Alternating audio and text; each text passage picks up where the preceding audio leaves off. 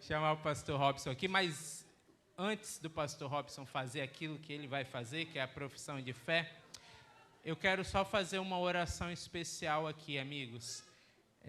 O ano passado, em dezembro, Deus colocou no nosso coração de chamar o Margem Norte para o Acamp Jovem. E eu fiquei muito feliz, sabe? Eu fico muito feliz de que Deus nos proporcionou uma extensão do Acamp Jovem. Porque no Acamp Jovem, aquela loucura doida que a gente não consegue ficar junto deles, mas eu pude passar uma semana com eles e vocês foram minha família essa semana. E a gente se aproximou, a gente com certeza estreitou laços aí. E eu quero fazer uma oração pelo ministério de vocês. E deixar um texto que eu levo para o meu ministério. E eu quero desejar esse texto, esse cumprimento desse texto para o ministério de vocês. Podem se levantar aí. Em Provérbios 16, que diz que o coração do ser humano pode fazer planos, mas a resposta certa vem dos lábios do Senhor. No verso 3 diz: entregue os seus planos ao Senhor e os desígnios serão estabelecidos, serão bem-sucedidos se eles estiverem nas mãos do Senhor. E que isso se cumpra na vida de vocês. Vocês têm um ministério lindo e eu quero que Deus estenda as fronteiras, alargue as fronteiras para que esse ministério tenha mais alcance ainda. Hoje vocês são muito mais do que uma parceria no ministério, vocês são amigos aí do nosso ministério. E eu quero desejar as bênçãos de Deus para vocês. Vamos orar. Senhor Deus, eu quero expressar aqui a minha alegria, Pai, de nessa semana, apesar de ter ficado longe de casa, mas ter tido uma família para desfrutar de momentos juntos aqui na igreja e em outros momentos também, que é essa turma maravilhosa do Margem Norte, Pai. Seja com eles, com o Darson, com o Lucas, com a Vitória, com a Gabi e com o Cris. Eles têm os seus planos, mas que os planos deles sejam os planos do Senhor. Que o Senhor os abençoe e os guarde. Que o Senhor faça resplandecer o seu rosto sobre eles e que o Senhor tenha misericórdia deles. Que o Senhor sobre eles levante o seu rosto e dê paz para eles, Pai.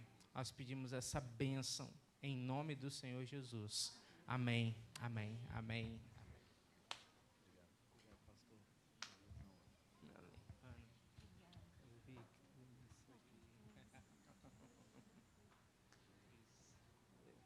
Agora, pastor Robson, contigo. Obrigado aí por me aturar essa semana. Vamos orar? Feche seus olhos. Santo Deus,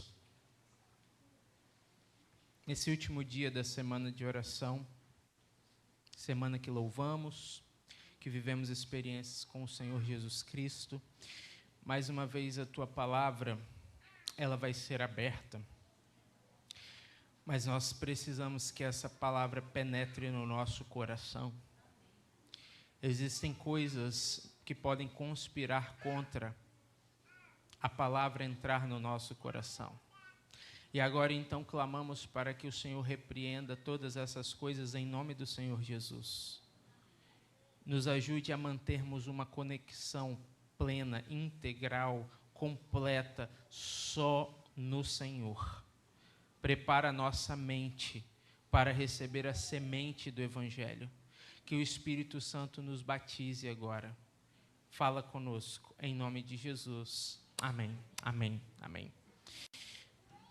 Antes de pedir para você abrir aí a sua Bíblia, eu quero falar para você aqui, pode projetar para a gente. Existe uma igreja, uma cidade, na verdade, das cidades que são mencionadas no livro do Apocalipse, que é a cidade de Laodiceia. Você conhece muito bem, como adventista, quem nunca estudou aí sobre as 7 igrejas? Deixa eu abrir aqui. A igreja de Laodiceia é uma igreja que me faz pensar em uma pesquisa que eu li recentemente de um pastor que não é adventista. Ele é um pastor músico, mas ele escreveu um livro muito interessante chamado O Sem Igreja. O nome desse pastor é Nelson Bomilcar. E ele fez uma pesquisa, e nessa pesquisa contempla motivos por que jovens saem da igreja. E tem várias respostas, mas uma resposta me chamou a atenção. A resposta que me chamou a atenção dizia que os jovens saem da igreja por encontrarem uma incoerência entre aquilo que se diz ser e aquilo que é. Falta de autenticidade. O que é autenticidade? Autenticidade é aquilo que está fora corresponder àquilo que está dentro.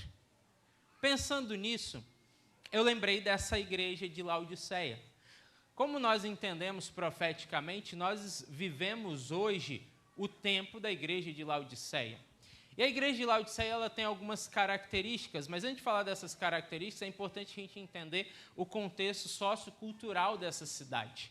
Essa cidade, que é chamada de uma cidade rica, e ela não é rica simplesmente no aspecto de se declarar rica, ela realmente era rica porque ela tinha uma espécie de centro bancário.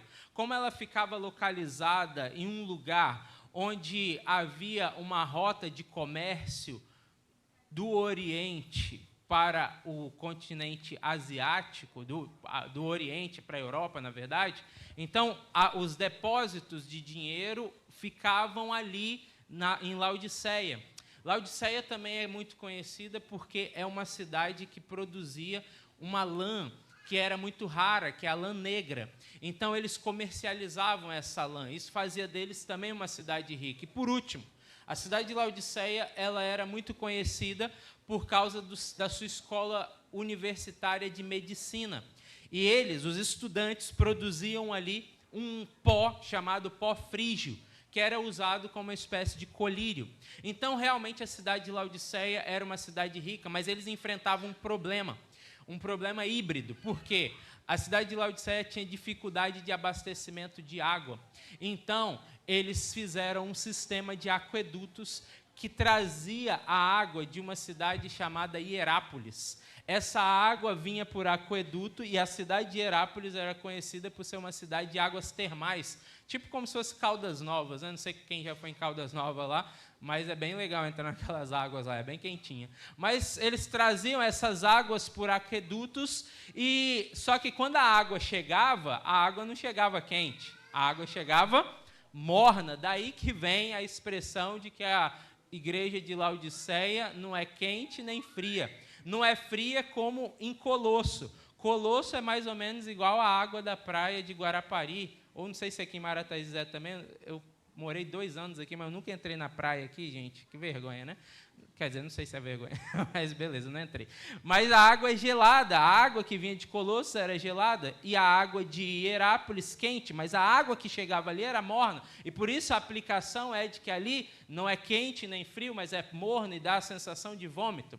A realidade é que Jesus faz um diagnóstico dessa igreja, e nesse diagnóstico da igreja é dito o que ela diz sobre si mesma. Laodiceia diz ser rica, Laodiceia diz ter roupas bonitas e Laodiceia diz viver no conforto. Na minha tradução, na Nova Almeida atualizada, Laodiceia diz assim: eu sou rica e tenho vida boa, eu não preciso de nada. Mas Jesus olha para a igreja de Laodiceia, que se apresenta como rica, com roupas bonitas e viver na boa vida, e diz: não, na realidade você não é rica, você não vive na vida boa, você diz que não precisa de nada, mas na realidade você é pobre, você é cega e você é nua. Ou seja, a igreja de Laodiceia vive ancorada em um estereótipo, o estereótipo de sua riqueza. Mas o conteúdo que está por trás desse estereótipo é um conteúdo de pobreza, de cegueira e de nudez. Isso me fez pensar em uma narrativa bíblica e eu quero compartilhar com você essa narrativa.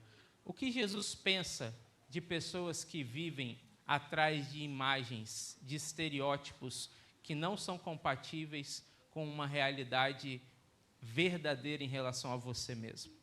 Pega a tua Bíblia aí e abre tua Bíblia no Evangelho de Mateus. Mateus capítulo 5. Mateus capítulo 4. Evangelho de Mateus capítulo 4. Pega a tua Bíblia e abre aí a tua Bíblia em Mateus capítulo 4. Eu quero abordar aqui com você hoje o chamado de Jesus aos seus primeiros discípulos: Pedro, André, João e Tiago. Está escrito a partir do verso 18. Pega a tua Bíblia, abre tua Bíblia e acompanha aí na tua Bíblia. Está escrito assim: caminhando junto ao mar da Galileia, Jesus viu 2 irmãos, Simão, chamado Pedro, e André. E agora eu quero que você preste bastante atenção nisso aqui, olha. Olha só como o autor dá um destaque sobre quem eram Pedro e André. Está escrito: eles lançavam as redes ao mar, porque eram pescadores. O autor do texto bíblico, ele enfatiza aquilo que era a capa, o estereótipo, o rótulo de 2 homens simples. Eram pescadores. Você olha assim e fala assim: pastor, e daí? O que tem eles serem pescadores? Para nós não tem nada a ver, ainda mais numa sociedade aqui, numa comunidade que é marcada pelo litoral, tem muitos pescadores, né? Eu mesmo fui pastor aqui 2 anos, em Campo Acima, e tinha ali a igreja de Boa Vista do Sul, né? E em Boa Vista do Sul nós temos pescadores, e eu lembro que eu fazia algumas visitas e saía com peixe da visita, né? E eu cheguei com um peixe lá em casa, desse tamanho assim, parece que tinha acabado de sair da água, né? Só que ele já estava morto. Aí a Raquel olhou: meu bem, que isso? Eu falei: não, é um peixe, irmão. Não, mas o que eu faço com isso? Eu falei: não, a gente tem que dar um jeito de botar na panela. Mas ela falou: eu não sei mexer com peixe, não, tem que limpar, tem que tirar as postas. Aí eu falei: não, pera aí que eu já vou dar um jeito nisso. Aí eu liguei para um camarada, não vou falar quem que é, porque é bem conhecido. Aí eu vou ligar para o pessoal aqui. Eu falei: irmão, estou precisando almoçar na sua casa, mas o peixe é por minha conta. Ah, pastor, pode vir. E aí eu levei o peixe lá, rapaz, e eles prepararam o peixe, aí resolvi o problema da Raquel, resolvi o problema do irmão, resolvi o meu problema. Todo mundo ficou resolvido nessa situação. Não dá nenhum problema em ser pescador, mas naquela sociedade há um problema em ser um pescador. Por quê? Porque o indivíduo que é pescador, um jovem, como André, como Simão, que provavelmente tinha ali entre 14, 15, 16, no máximo 17 anos, os discípulos de Jesus, eles foram rejeitados pela escola rabínica, porque eles não aprenderam a memorizar as escrituras e recitar como homens, como Nicodemos ou como Saulo de Tarso. Eles eram homens academicamente inferiores àqueles que ensinavam nas sinagogas. Então, por isso, eles tinham que herdar a profissão de seus pais. A profissão de pesca, vir da Galileia, era considerado um estereótipo inferior diante da sociedade, um status baixo. Eles eram considerados excluídos. E o autor do texto bíblico deixa isso aqui claro, porque ele diz o seguinte: vocês estão vendo aqui Pedro e o André, eles eram apenas pescadores. E quando a gente vai mais à frente aqui, uma curiosidade, quando a gente vai para o verso 21, olha só o que está escrito aí, acompanha na tua Bíblia. Mais uma vez, o autor do texto bíblico destacando o rótulo, a capa. Olha só o que está escrito. Pouco mais adiante, Jesus viu outros 2 irmãos, Tiago, filho de Zebedeu, e João, o irmão dele. Eles estavam no barco em companhia de seu pai, consertando as redes. Quando o autor aqui, Mateus, fala sobre André e Simão, ele fala sobre a profissão, o ofício deles. Mas quando o autor do texto bíblico fala sobre Tiago e João, qual é o destaque? Você conseguiu perceber na leitura do texto? O destaque não é a profissão, o destaque é a paternidade deles. Você percebeu isso? Ele poderia ter dito muito bem, eles também eram pescadores, mas ele não diz isso, ele fala, eles eram filhos de Zebedeu. E ele ainda enfatiza isso, dizendo, e eles estavam no barco com seu pai. Porque na vida de André e Simão, o destaque era seu ofício, o estereótipo que ficava evidente era a sua profissão. Mas na vida de Tiago e João, o destaque da sua vida, o estereótipo, aquilo que as pessoas olhavam e davam então uma identidade para aqueles rapazes, não era a sua profissão, mas era a sua paternidade, a sua filiação. Não é à toa que, se a gente for para o Evangelho de Marcos, no capítulo 3, o próprio Jesus atribui um rótulo para esses 2 homens. Qual é o rótulo, qual é o estereótipo que Jesus atribui a Tiago e João? Vocês são filhos do trovão. Eu aprendo uma primeira lição aqui nessa história. Quero chamar a sua atenção para isso. Quando Jesus vem aqui a essa terra, no tempo que ele vem numa sociedade que valida as pessoas, que atribui valor às pessoas de acordo com aquilo que aparece. Vamos dar um exemplo aqui? Se um indivíduo na sociedade que Jesus veio nasce mulher, como a mulher é vista na sociedade de Jesus? Apenas como uma pessoa que reproduz, que tem filhos. E se essa mulher não pode ter filhos, ela é ainda mais desvalorizada e excluída. Se na sociedade que Jesus vem, o indivíduo nasce fora da Judeia, ele é um samaritano, ele é considerado de uma raça impura, onde não pode nem se conversar, nem fazer negócios com o samaritano.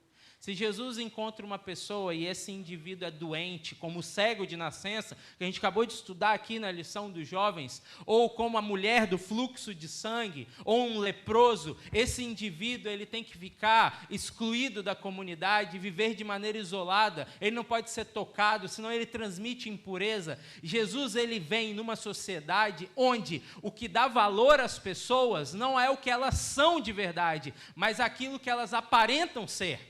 Tanto é que existe um texto na Bíblia, no Evangelho de João, que diz que havia pessoas que queriam seguir a Jesus, mas deixaram de seguir a Jesus por quê? Porque eles iam ser julgados porque estavam seguindo a Jesus. Como aconteceu com Nicodemos. Jesus vem para derrubar os estereótipos. Jesus não está preocupado com o título, com a cor, com a etnia, com a saúde. O foco de Jesus não é quem a pessoa aparenta ser. Qual é o foco de Jesus Cristo? Vou ler para vocês aqui agora. Está escrito no verso 19. Acompanhe aí no teu texto. Qual é o olhar de Jesus em relação ao estereótipo, em relação ao indivíduo? Verso 19 diz assim: Jesus lhes disse: venham comigo e eu os farei pescadores de gente, pescadores de homem. Amigo, presta atenção nisso. Quando Jesus entra em cena, não importa se é pescador, não importa se é filho de Zebedeu, não importa se é filho do trovão, porque talvez você vem de uma história, de um histórico familiar, de uma ascendência familiar, onde o valor que é atribuído para você até aqui dentro da igreja é pela família que você pertence.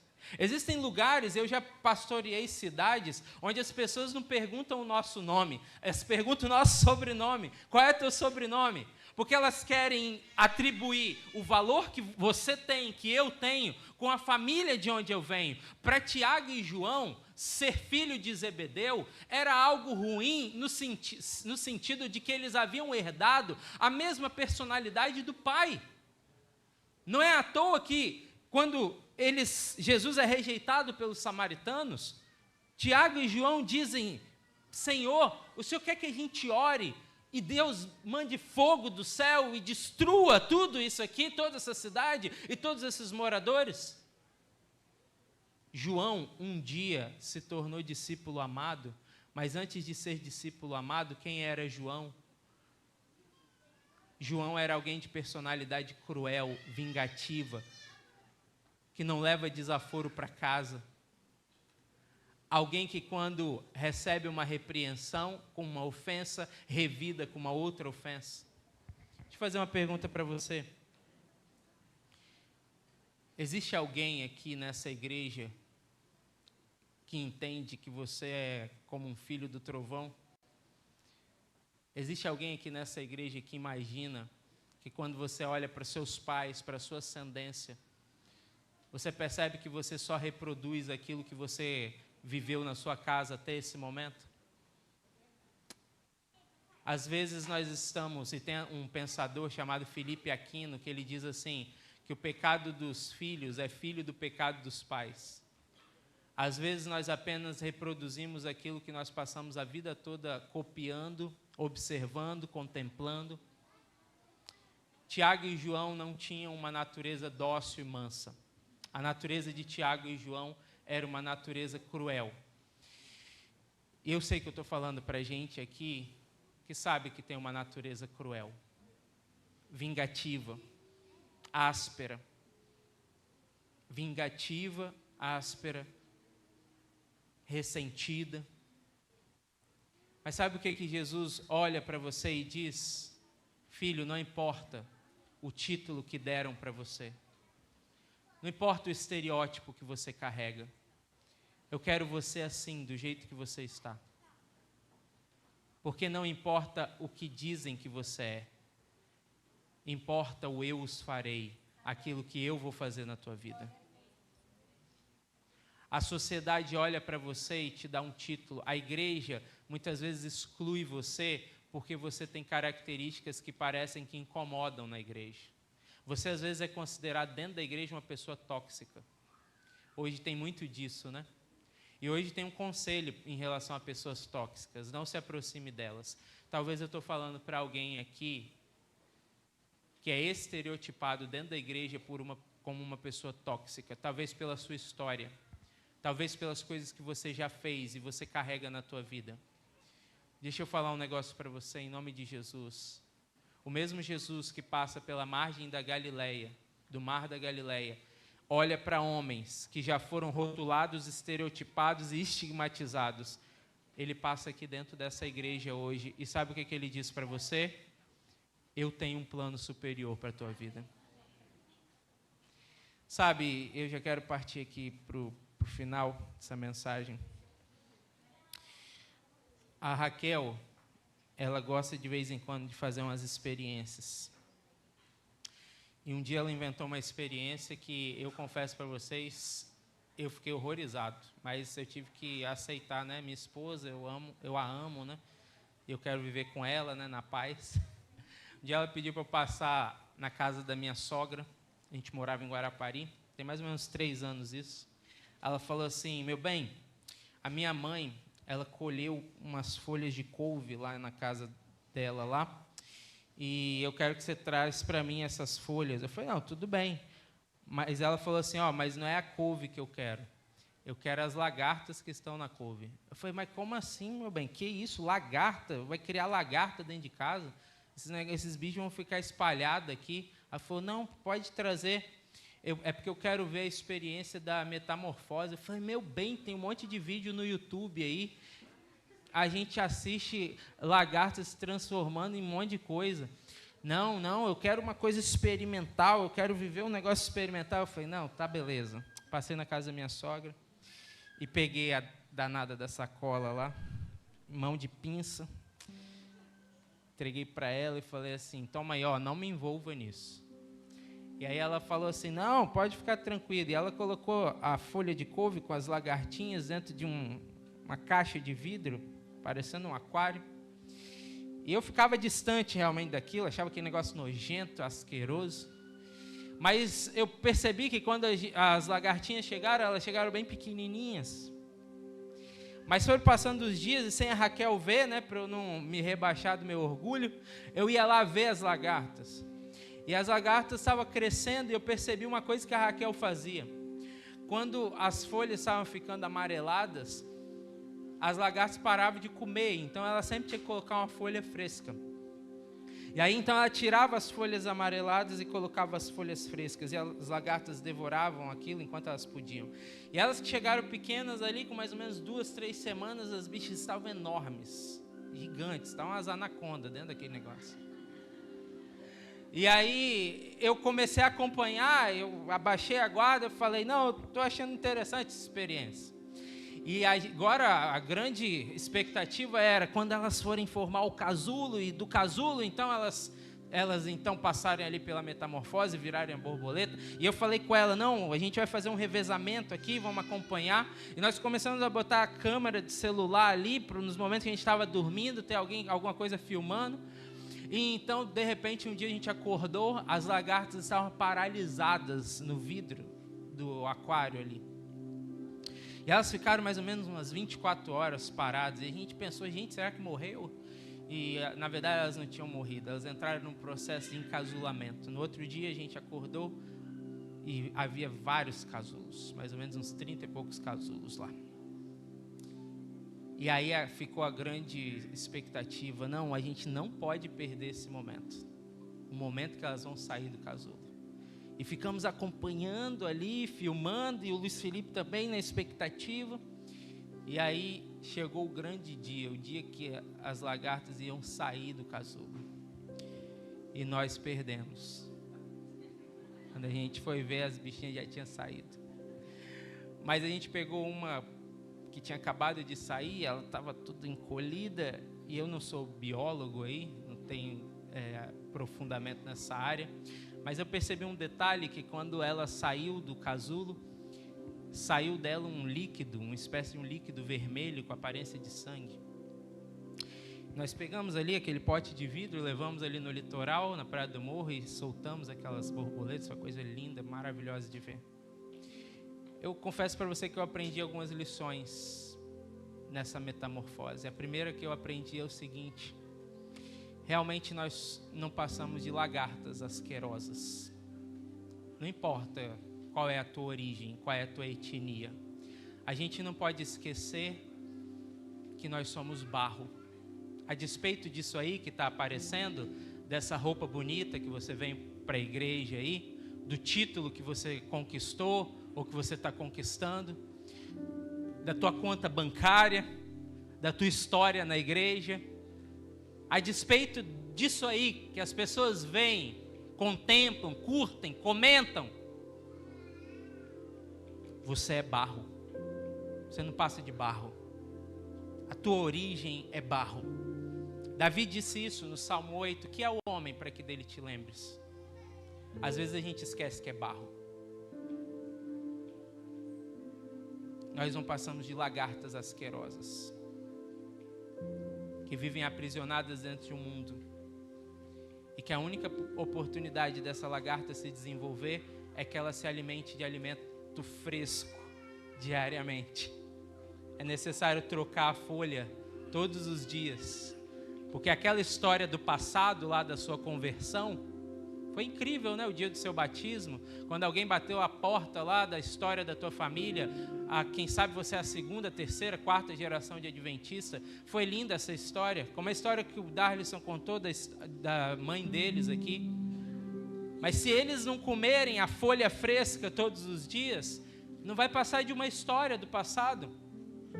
Assim como eu tenho a minha história de conversão da minha família, o dia que nós viemos para a igreja, mas se eu não me alimentar da folha fresca todos os dias, o eu os farei não vai ser uma realidade na minha vida, a metamorfose não vai se cumprir, não vai acontecer.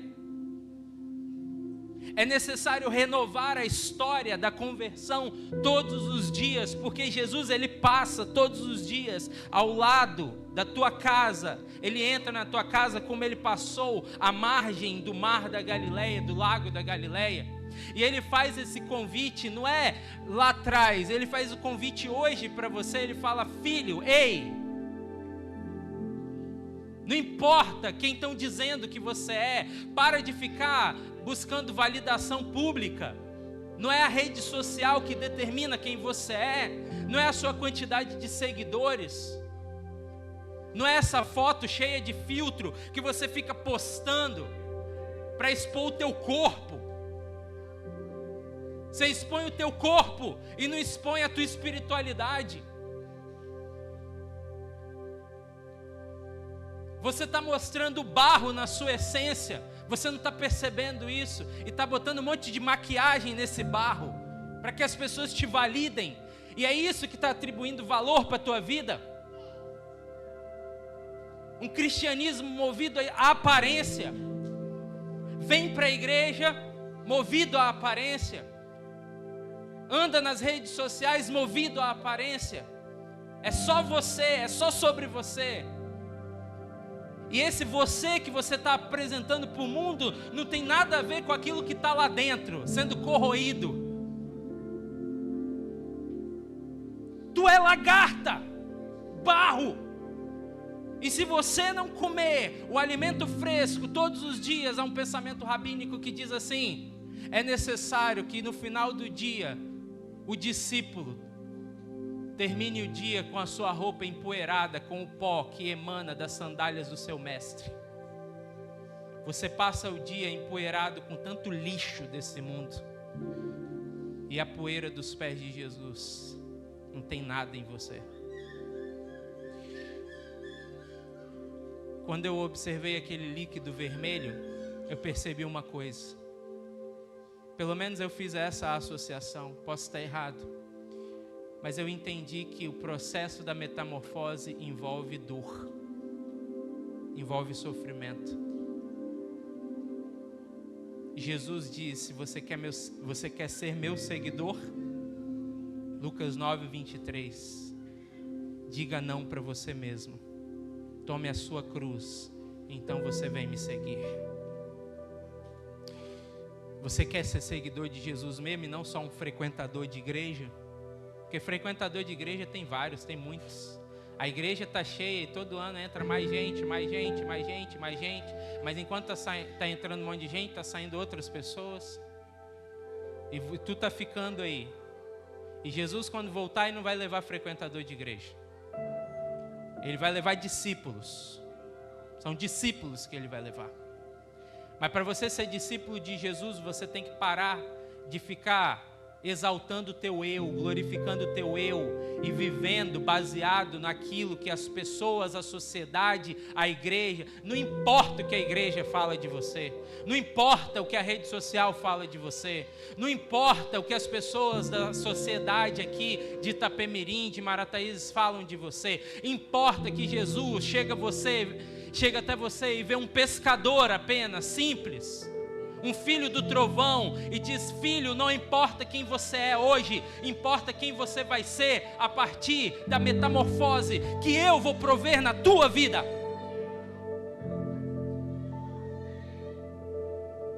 Não importa o estereótipo do mundo, importa a transformação de Cristo, a quem se submete a essa transformação. Chega de ser Laodiceia. É o momento de dizer: eu sou barro e eu preciso que o Senhor seja o meu oleiro. Eu sou imperfeito barro e o Senhor é o perfeito oleiro. Me toma nas tuas mãos e me molda do jeito que o Senhor quer e não do jeito que eu quero ser. Eu quero finalizar e aí nós vamos partir para o batismo. Podem já se encaminhar para o tanque batismal. Eu quero finalizar com o texto de Isaías 64, verso 8, que diz assim: mas agora, Senhor, Tu és o nosso Pai, nós somos o barro e Tu és o nosso oleiro, e todos nós somos obra das Tuas mãos. O que os discípulos fizeram quando eles ouviram de Jesus? Venham até mim e eu os farei pescadores de gente. O que os discípulos fizeram e que hoje é o apelo para você? Não é um apelo meu não, é o apelo de Jesus. O texto encerra dizendo, verso 20, em relação a Simão e André: então eles deixaram imediatamente as redes e o seguiram. Quando se fala de André e de Pedro, fala que eles deixaram a sua profissão, aquilo que fazia com que eles se identificassem com esse mundo, o rótulo que eles carregavam eram de pescadores. Então eles deixaram a pesca, que era aquilo que identificava eles, o nome deles estava atrelado à pesca, e a Bíblia diz que eles deixaram a pesca para seguir Jesus. Mas eu acho ainda mais profundo o verso 22, quando se fala de Tiago e João, porque às vezes deixar uma profissão, deixar um ofício, talvez seja mais fácil, mas tem uma decisão que é muito difícil de tomar. Isso está escrito no verso 22, em relação a Tiago e João. Então eles, no mesmo instante, deixaram o barco e seu pai e seguiram Jesus. Jesus está te convidando para deixar talvez um laço familiar que está sendo transmitido de geração em geração. Seu pai era encrenqueiro, você continua sendo um encrenqueiro. Tua mãe era uma fofoqueira e tu continua sendo um fofoqueiro. Teu pai era causador de conflito na comunidade, você continua sendo um causador de conflito. Teu pai era envolvido com coisas erradas, trapaceava as pessoas, desonesto, você continua fazendo isso, tentando levar vantagem sobre as pessoas para subir, para ganhar. Jesus está convidando você a deixar, inclusive, os seus laços familiares, se são eles que estão impedindo você de ser um discípulo de Jesus. Você tem que romper esses laços. Você está pronto para romper esses laços? Você reconhece que você precisa romper esses laços? Deus visita a iniquidade dos pais nos filhos até a terceira e a quarta geração daqueles que o aborrecem. Ou seja, Deus não se intromete numa vida que não quer mudança. É isso que o texto está dizendo do mandamento. Mas o complemento do mandamento diz assim: mas eu faço misericórdia na vida daqueles que me amam e guardam os meus mandamentos por até 1000 gerações. A bênção é maior do que a maldição, mas isso implica em decisão, a decisão de deixar. Eu faço uma pergunta para você hoje: é o que você tem que deixar na tua vida para você deixar de ser um mero frequentador de igreja e ser reconhecido nesse mundo como um discípulo de Jesus?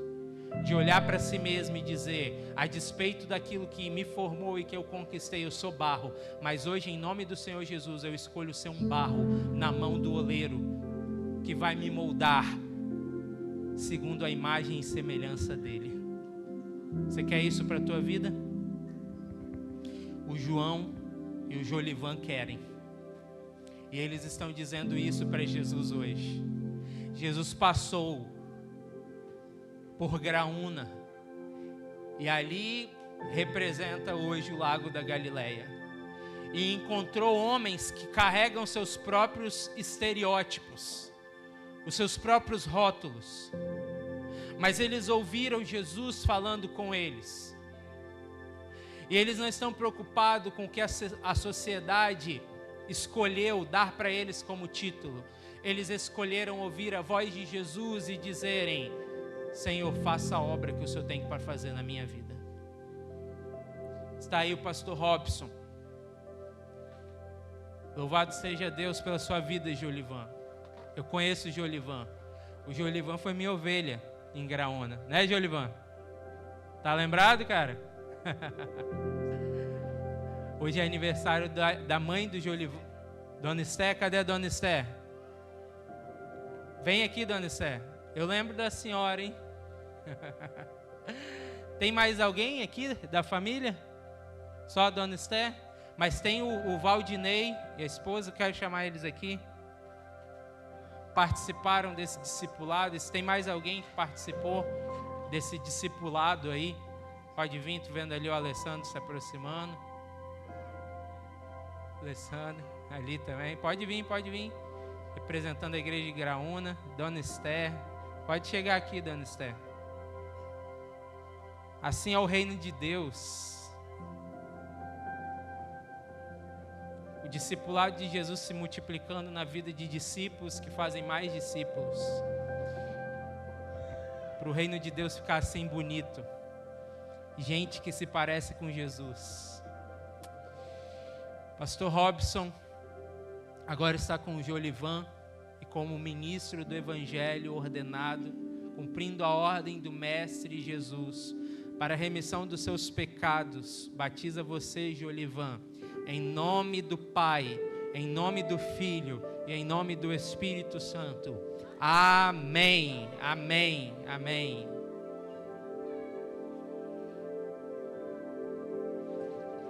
Amém, louvado seja o nome de Deus. Amém, amém, amém. Louvado seja Deus.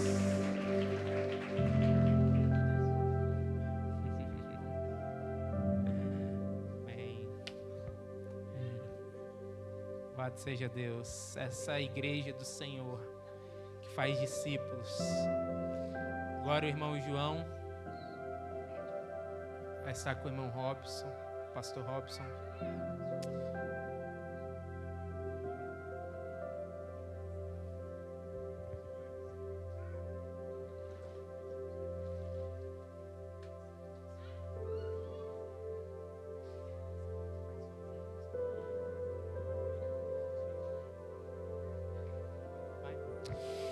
Pastor Robson agora está com esse patriarca dessa família, irmão João, contador de histórias de Jesus.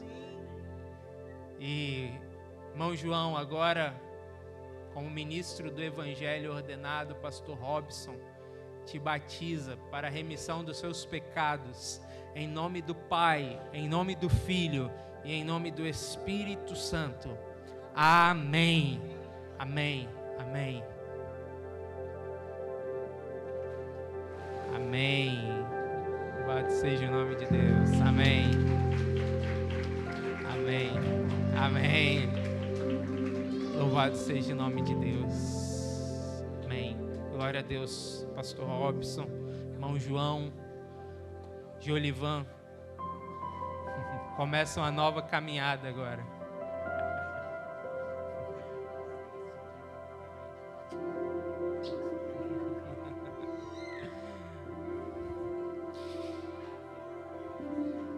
Eu quero fazer um último convite para você. Margem vai cantar agora esse último louvor. É o último louvor da semana de oração. Gente, a semana de oração não pode acabar. Você concorda com isso? A semana de oração tem que continuar. Porque o Deus do mundo real precisa ser real na tua vida quando acabar esse culto aqui. E amanhã, quando você estiver no seu momento de lazer aí, quando você estiver na faculdade, quando você estiver no trabalho, quando você estiver nas suas relações públicas, o Deus do mundo real precisa ser real na tua vida. E esse Deus do mundo real, ele passa hoje aqui pelo corredor dessa igreja, e ele olha para você e ele enxerga aquilo que as pessoas não conseguem enxergar, porque as pessoas olham para você e muitas vezes veem a história da sua família em você, e a história da sua família não é uma história das mais bonitas. As pessoas olham para você e olham as características da tua personalidade. As pessoas olham para você e veem apenas a capa, aquilo que aparece, a tua beleza. Mas Jesus, ele olha para você e ele enxerga em você um plano de metamorfose que ele já traçou para a tua vida. Eu quero clamar aqui nesse convite. Existe alguém aqui dentro dessa igreja hoje, em nome de Jesus, que precisa viver a metamorfose que Jesus provê. Tem alguém aqui nessa igreja hoje que precisa dizer: eu sou barro, mas eu quero me colocar hoje como barro que eu sou, a despeito do meu rótulo, do meu estereótipo. Eu quero me colocar nas mãos do perfeito oleiro. Tem alguém nessa igreja hoje que quer ser barro na mão do oleiro? Eu quero convidar você para vir aqui à frente agora. Eu quero orar pela tua vida. Tem alguém aqui nessa igreja hoje que está cansado de estereótipo, está cansado de viver validado pelo público. Você quer ser validado por Jesus e Jesus tem valor para você. Amém. Louvado seja o nome de Deus. Tem mais alguém aqui dentro dessa igreja? Tem alguém mais nessa igreja que quer dizer: sim, eu sou barro, mas hoje eu sou barro na mão daquele que pode me moldar, e eu não quero ser moldado pela opinião das pessoas, eu não quero ser moldado pela opinião da igreja, eu quero ser moldado pela opinião do meu Salvador. Tem mais alguém que quer vir aqui à frente em nome de Jesus? Eu quero orar pela sua vida. Margem vai cantar esse último louvor. Enquanto eles estiverem cantando, eu quero convidar você para vir. Eu quero entregar você hoje, barro. Ei, barro, eu quero entregar você hoje na mão do oleiro. Você quer viver essa experiência hoje? Em nome de Jesus, vem que eu vou orar por você. Ouça esse louvor e vem para cá. Estou no meu jardim, tranquei a porta, abri meu coração, reguei minhas raízes com minhas lágrimas, gotas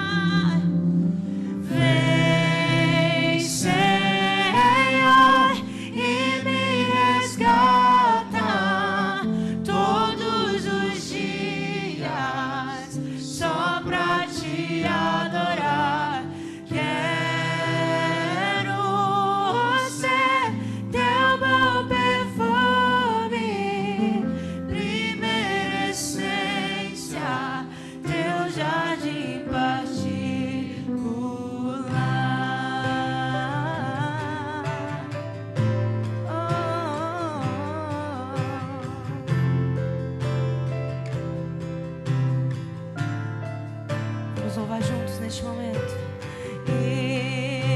Estou no meu jardim, tranquei a porta, abri meu coração, reguei minhas raízes com minhas lágrimas, gotas de adoração. Declare isto: Senhor, não quero que os meus olhos percam o brilho do primeiro amor. Não quero que me se perca o desejo de te adorar. Vem, Senhor, e me resgata todos os dias. Declare: só pra te adorar. Quero ser teu bom perfume, primeira essência, teu jardim particular. Nós te adoramos, Senhor. Te adoro. Levante as suas mãos e adore Ele neste momento. Adoro. Vem sobre mim, Senhor. Vem sobre mim, Senhor. Vem sobre mim, Senhor. Sobre nós, ó Deus. Vem sobre mim, Senhor. Te adoro. Te adoro. Vem sobre mim, Senhor. Vem sobre mim, Senhor. Vem sobre mim, Senhor. Vem, Senhor, e me resgata todos os dias, só pra te adorar. Quero ser teu bom perfume, primeira essência, teu jardim particular.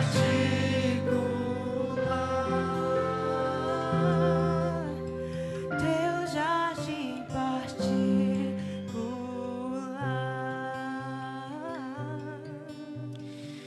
Senhor Deus, olha aqui para a tua igreja, Pai. Só o Senhor consegue olhar com um olhar clínico, um olhar de quem vê além do que aparece. A gente tem um olhar limitado e pelo nosso olhar limitado nós excluímos pessoas, nós afastamos pessoas porque parece que é bom só estar perto de gente que é agradável, que faz a gente rir. E a gente vai excluindo pessoas que estão minguando, Senhor. Há pessoas, talvez, dentro da igreja, Pai, que tem um espírito de Laodiceia. Vivem atrás de um estereótipo de riqueza, de títulos, de tempo de igreja. E a gente sabe que esse tipo de espírito impede a tua obra, mas hoje eu clamo pelo sangue de Jesus, que esse espírito de Laodiceia seja repreendido da vida desse indivíduo, Pai. Porque quando esse espírito for repreendido, haverá espaço para a operação do oleiro nesse que não passa de um barro, Pai. Mas talvez tenha alguém aqui que não tem o espírito de Laodiceia, mas tem espírito de patinho feio, Pai. Porque acha que ninguém ama, ninguém quer, é rejeitado e acha que nem o Senhor pode salvar. Mas hoje eu clamo pelo sangue de Jesus, para que esse que se sente excluído, rejeitado, que esse espírito seja repreendido em nome do Senhor Jesus. E que haja um mínimo espaço para a operação do Espírito Santo, para mostrar que esse excluído pode ser excluído do reino desse mundo, mas é recebido com glórias no reino do céu. Eu quero clamar pela transformação, pela metamorfose completa de cada indivíduo que pisou nessa igreja durante essa semana, Pai. Nós não queremos ser Laodiceia, nós queremos ser o remanescente que tem o brilho de Jesus. Faz essa obra na nossa vida hoje, Pai, em nome do Senhor Jesus. Amém, amém. Deus te abençoe, Deus te guarde. Vai na paz.